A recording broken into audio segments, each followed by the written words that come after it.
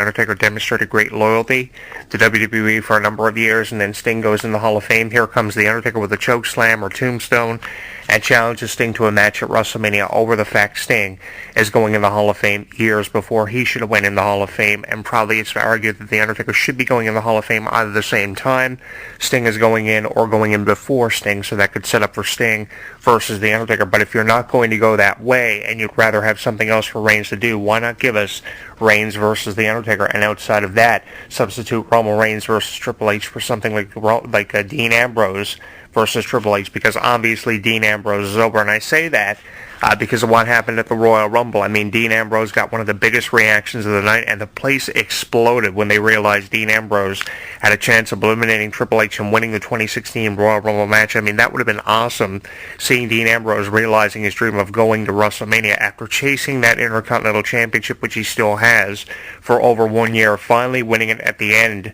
of 2015. On the same night Roman Reigns won the championship, Roman Reigns had been eliminated from the Royal Rumble, and we were left with Dean Ambrose and Triple H to determine the new champion. I mean, that would have been awesome, seeing Dean Ambrose both win the title for the first time and main eventing WrestleMania for the first time after having been left out of the Shield equation for forever. Here he comes and does a complete 180 and turns his entire career around. Obviously, WWE realized the reactions that people like Dean Ambrose and Sasha Banks are getting, but for some reason they are not putting them over. They are putting them in these precarious positions, making us think they have no chance of emerging victorious or coming away with victories, and they turn it around, and then of course something happens to Dean Ambrose and Sasha Banks to make us believe that their thoughts lie somewhere else. But obviously right now, in WWE, with the people that are over, it's obviously Dean Ambrose and Sasha Banks, and we're just waiting for that opportunity to come their way, which I'm hoping they're going to seize, because without them reaching up and grabbing that proverbial brass ring,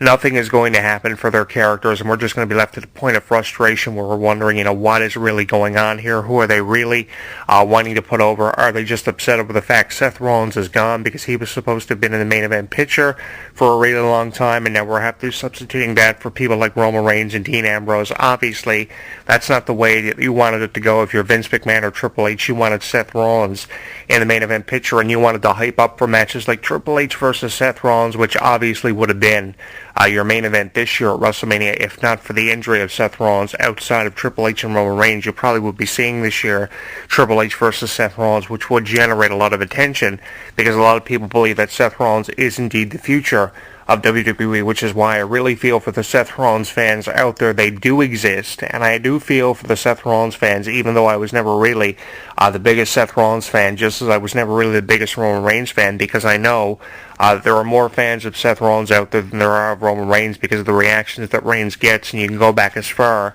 as last year's Royal Rumble in 2015 in Philadelphia. I mean, the Philadelphia crowd are never given enough credit for their reactions towards superstars, because they are a crowd, they are a wrestling fan base, a wrestling fan community, population if you would, that really never shies away from letting us know how they really feel about the way a match is going, a certain storyline, how they feel about a wrestler, and they didn't shy away from letting us know how they felt about Roman Reigns coming in eliminating over half the Royal Rumble, beating Kane's record from 2001, which stood for over 14 years before the record was broken. And here comes Roman Reigns, eliminates everyone from Daniel Bryan, who was over in the Royal Rumble. Everybody wanted him to win the Royal Rumble. Eliminates Dolph Ziggler, eliminates Kane. I mean, everybody was eliminated at the hand of Roman Reigns just so Reigns could win the Royal Rumble, and we could see a pop by The Rock coming in and saving him from the beating he was withstanding from the Big Show and Kane, members of the Authority at the time, making us believe it was going to be The Rock and Reigns against the Big Show and Kane, which never did service in WWE. And then we have Triple H and Stephanie staring down Reigns and The Rock at the conclusion of the Royal Rumble. And honestly, the last two Royal Rumbles really have not been impressive to me, because we've seen people like Triple H and Reigns the year before that winning the Royal Rumble, and now the two previous Royal Rumble winners are obviously going to go one-on-one this year at WrestleMania for the championship. What can you offer us outside of Roman Reigns and Triple H for the championship this year? Obviously, Dean Ambrose defending the Intercontinental title against what would have to be a big name. Putting him in a match against the likes of Kevin Owens or Dolph Ziggler may have worked before, but after that incredible performance at the Royal Rumble this past January, you cannot go from having Dean Ambrose as one of the final two members in the Royal Rumble as Intercontinental Champion, having a chance to come away with both titles, with the final competitor in the ring to have been eliminated being Triple H You can't go from Dean Ambrose feuding with Triple H to Dean Ambrose feuding with Kevin Owens, because it makes no sense. It's just busting Dean Ambrose down to a level he doesn't need to be at. Considering his popularity and just how he gets the crowd really fired up, I think what you really need to do here is consider, elevating someone like Dean Ambrose, because in the conversation with the everyday wrestling fan, their favorite always is Dean Ambrose. When you're talking about your favorites from the Shield out of the three, between Seth Rollins, Roman Reigns, and Dean Ambrose, keep in mind, when the Shield were winning championships early on, was the only member of the Shield who held a singles championship apart from Seth Rollins and Roman Reigns being the tag team champions and the co-holders of those belts. He was the only one who had a singles championship and held it the longest out of any Shield member. So I think it's time to start rewarding people like Dean Ambrose and realizing what their fullest potential is. But for some reason, they shy away from that, and they keep going with this whole idea of how Roman Reigns is the most popular one. He's supposed to have been the breakout star of the Shield, and that's why he's in programs with Triple H, which are really making no sense to me. And obviously the reason why they are doing it is because they have nothing left in the light of the injuries of people like Randy Orton and John Cena, who obviously would be over. Don't be surprised if John Cena, by the way, comes back and starts going after his 16th title from this injury, which he's going to be gone for 6 months from. And Randy Orton, the same thing. They're going to be chasing after Triple H because of their history with Triple H, if in fact he's champion, or regardless of who the champion is. They are coming for the gold, because WWE are going to want to change the direction of these storylines, because having to go back and rewrite everything really has to be a pain in the ass. I can only imagine how painful that is, having to go back and rewrite everything you had originally planned for people like Triple H and Seth Rollins and probably The Undertaker and Sting. You had to rewrite everything to really fit the mold of what was happening in WWE. And can you imagine how frustrating that is? Here you have a year's worth of storylines obviously pre-written, and now you have to go back and rewrite everything. If you're a creative writer, you've got to be really frustrated having to rewrite everything and having to come up with everything this close to WrestleMania. That's one thing you don't want to have to do, is rewrite everything this close to WrestleMania. Let's say if you have 7 or 8 months before WrestleMania and you have to rewrite everything. But with all these injuries, you have enough time if you have 7 or 8 months to rewrite everything. But with all these injuries, you really have no time, next to no time at all, to come up with anything. So you're obviously really frustrated, and you're just throwing one idea after another on the table, and you're throwing everything into a soup bowl, mashing it all together when you're talking about creative writing in WWE. And sometimes creative writing really is not at the level that you want to see it at in WWE, because you either don't have the star power or you don't have the ideas because you're feeling rushed to have to come up with something. And that's obviously what we're seeing here. And you don't want to see this close to WrestleMania, because we just came off the Super Bowl. We're coming off all these award shows. And obviously WWE want to have something just as impressive as the Super Bowl, with over 90,000 fans recently in Levi Stadium seeing the Denver Broncos win the NFL championship at Super Bowl 50 the way they did, and the storybook ending for Peyton Manning, which was expected. They're going to be making a Disney movie about him coming up down the road. But after the phenomenal Super Bowl we just witnessed, and WrestleMania this close, just under 60 days away, you're going to want to put off an event just as big as the Super Bowl. They're going to put over WrestleMania, obviously, for being as far as successful as the Super Bowl.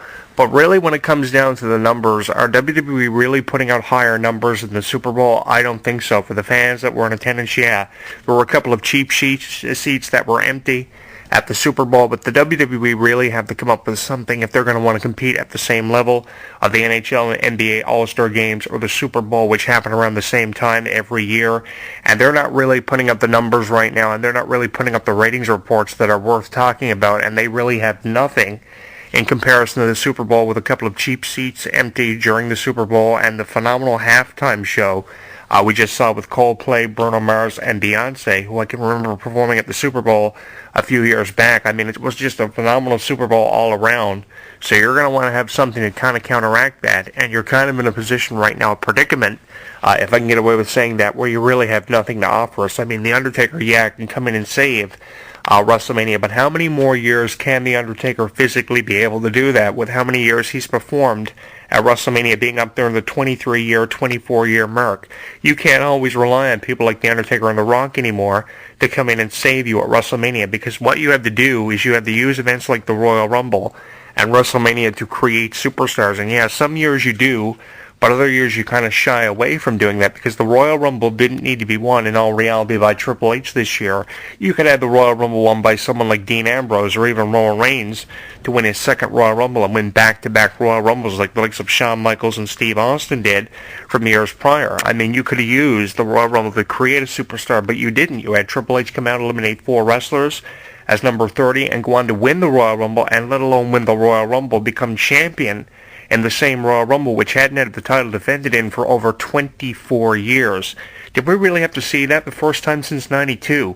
The title was on the line. The first time it was vacant, and this time we had a defending champion, with the first time ever having a champion going in, defending the title. And we have to see Triple H win the Royal Rumble the way he did outside of creating a superstar just to set up for possibly Reigns and Triple H this year at WrestleMania. I mean, how frustrating has this got to be for wrestling fans, who I can't help but feel for, because I know there are diehard fans out there of people like Daniel Bryan and Dean Ambrose who want these people to be over and never get the opportunity to see it, because people like Triple H are allowing they're going to be champion for as long as they want to be champion, and going to be champion for a very long time. I keep going back to how Triple H said he was one of the most successful wrestlers in the business to make a transition from being a wrestler to a member of the board of directors and a creative talent in WWE. And I really question whether or not he knows what's best for business. Yes, he may say that he knows what's best for business, and a lot of the time WWE know what they are doing, or at least that's what they are making us believe. But really behind that closed door, does Triple H really know what's best for business? Does Stephanie know what's best for business as a principal owner of WWE? Or should Vince McMahon really be the one calling the shots all the time and saying what's what? It's believed in reports by ProWrestling.com and that Vince McMahon is still the man in charge with all the power. And I hope that's the way things are going this close to WrestleMania, because you have to have somebody who knows what it takes to get WrestleMania over, especially off the phenomenal Super Bowls and the NHL and NBA All-Star games. And I really think that Vince McMahon is really the only one who has somewhat of a creative sense of direction. I mean, with what he's been doing with Roman Reigns and what he's been doing with the championship and the Royal Rumble, obviously he knew what needed to happen. But the thing was, having Triple H's son-in-law become champion for the 14th time, something I already elaborated on my YouTube channel. I don't want to be seeing this, and I'm sure that a lot more people don't want to be seeing the same thing that I am, because you're sick of seeing Triple H having won the title 13 previous times. So we'll give him Triple H a 14th time as champion and see what the reaction is. Obviously, it's a very upset / pissed off reaction coming from a lot of pissed off Roman Reigns and Dean Ambrose fans who wanted to see the remnants of the Shield win the Royal Rumble, even a surprise appearance by Seth Rollins. But keep in mind here, when Seth Rollins accepted Superstar of the Year of 2015 at last year's Slammy Awards at the end of the year, he said, the hell with the authority, the hell with Triple H, Stephanie McMahon, even Vince McMahon. He was coming back, and he was caring about nobody, only Seth Rollins, and he wanted to be WWE Champion. He got a huge reaction out